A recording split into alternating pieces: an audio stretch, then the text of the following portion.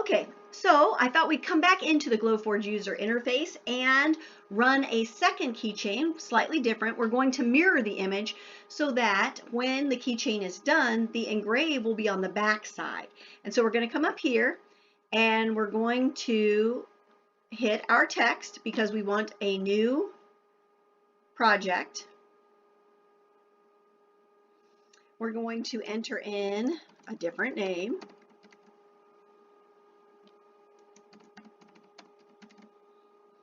Or a different friend of mine. I'm going to choose to leave Grand Hotel. That'll work. I'm going to come down here. All right. I'm going to bring it down. We're going to make it slightly bigger, but I'm not going as big as I did with my name because you get the idea. I'm going to enlarge it slightly. I'm going to add the hole. Of course, we're going to size it down just like before. I'm going to make sure it gets in that crosshair, and this is still bigger than I want it, so I'm carry it while it's big enough to carry. It's very hard to carry them when they get really tiny. Let's do this.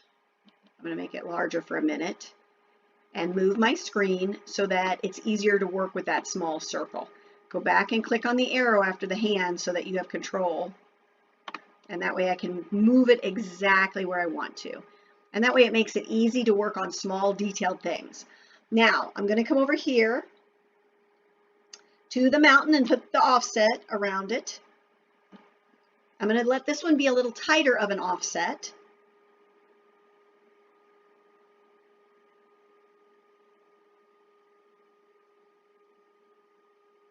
Oh, okay, look. What happened was I didn't group them. So I want to go back for a minute here and undo that. I leave this highlighted, I hit my shift key and click on the name. That way it's one unit. And now go back and click on your offset. See, that's a common easy mistake, but you can always go back and adjust. Now there's our offset like we want it right there. Okay, now when we work on this, we want this highlighted. I'm going to click shift and I want my little keyhole and the offset. Now I'm going to come over here and I want to flip it horizontally. This is the horizontal flip. That way it'll be mirrored for our finished project. So I'm going to go ahead and hit stop after I get this going so that you can see it's preparing our print time. I'm going to change the order of the engrave here. I want it to engrave the name first, the whole second, and lastly cut out the finished keychain, and it's reading and deciding how long. It should be about 7 or 8 minutes, and then I'll put it on time lapse for you to see the magic.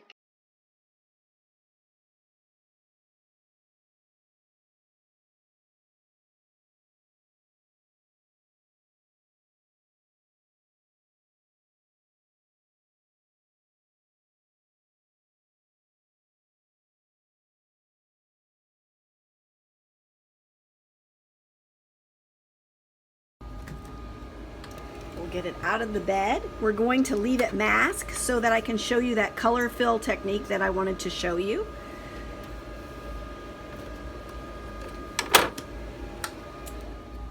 And we'll meet back at my desk. So here is our mirrored acrylic keychain or backpack clip, and I'm going to show you how to fill the engrave. I'm leaving the masking on, and I'm shaking up my paint pen, making sure I've got enough ink flowing in the nib, and I'm just going to come along and put it right in. I'm trying not to flood the area, but I do want a full coverage. If for some reason your paint nib is bigger than your engraving area, you could always dab some, pump the paint onto like an acrylic block or some piece of plastic and use a paintbrush and apply it. But that's one of the reasons I like this Grand Hotel font, is because it's almost exactly the width of your paint pen nibs. So it makes it really easy to go through and fill in your engraves. You don't want it to flood just in case it were to leak under, because the bigger mess you make, the more cleanup there is, and I vote for as little cleanup as possible. So hopefully it stays within the masking. Now it is important to let this completely dry before you unmask it. And so we're going to let this sit and dry.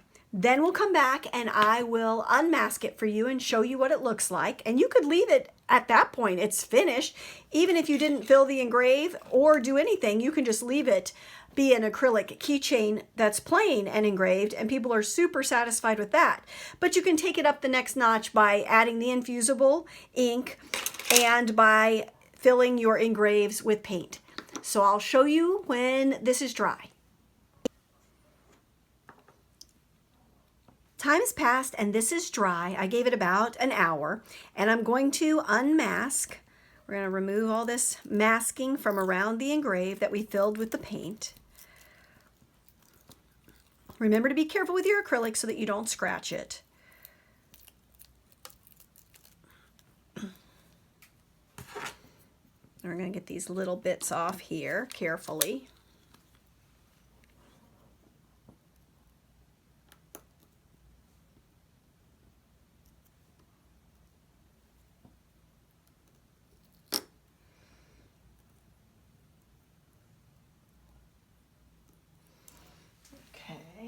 And now we'll get to reveal the fun side where you actually get to see what it looks like.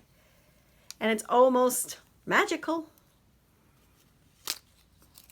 And there you can see, let me get the white background there, what that looks like. Looks really nice, like an inlay, kind of neon like I was saying. So now we're going to clean this up with the lint-free paper towel and get our Cricut Fusible Ink ready to go. Sure we don't have any fingerprints, smudges that we iron on to it. The heat from the heat press is going to change the color of the ink slightly. It will darken it. It won't stay this vibrant if you apply infusible ink. If you leave it just like this, it's done. You might want to spray it with some clear acrylic. You might want to use clear nail polish, or you might just leave it as is. I haven't had a problem with just leaving it as it is, but some people like to seal it. I think it causes more trouble than it's worth, in my opinion. All right, so I'm going to get the heat press ready. It's only going to take us a few seconds, so I'm going to show you. It's one red light means low temp, medium, and high, and it's going to go green and chirp or chime when it's ready to go. We're going to get our fusible ink and trace our design and cut it out just like we did before. I want this on the back, so where the paint is, I also want the fusible ink to go. So I'm going to come along here and pick a place that I like the striping on. You could pick any part of this pattern you want. You can go with the greens or the blues. I'm going to go with the heavier pinks and purples and blues and avoid the green on this one. I'm going to trace it with my pencil, cut it out.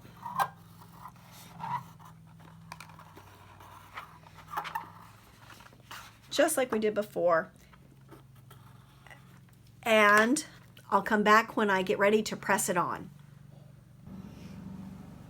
Everything is ready to go. We are set to put our acrylic. We're going to flip it backwards so it goes on the back. Remember, we want the grid side up of your fusible ink. You want to line it up the way it was. Apply the parchment, holding it in place. Remember, you could use the heat protective tape to hold that, to tape it to the back if you want to. I've got my Cricut mini press. It's ready to go, and it's 30 seconds. If the design is bigger than the bottom of your press, if you have a full-size press, it won't be a problem, or if you're using your iron, it won't be a problem. Make sure that when you shift or move this, that you do it carefully. All right, I'm going to go ahead and apply 30 seconds of heat, and I'll fast forward this so that you don't sit here and watch it.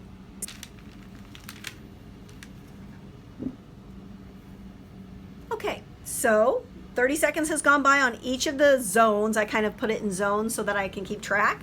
I use my Alexa to help me keep track of 30 seconds, and I'm careful about shifting it so that I don't slide the paper underneath. Remember, this is super hot, so be careful of your fingers. We're going to lift up that parchment and get it out of the way. We're going to use the tweezers, and we remember that the paint is going to have changed color just a little bit. I want to loosen the edges.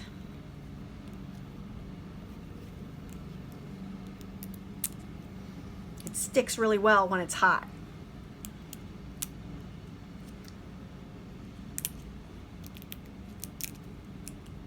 All right. Already you can see.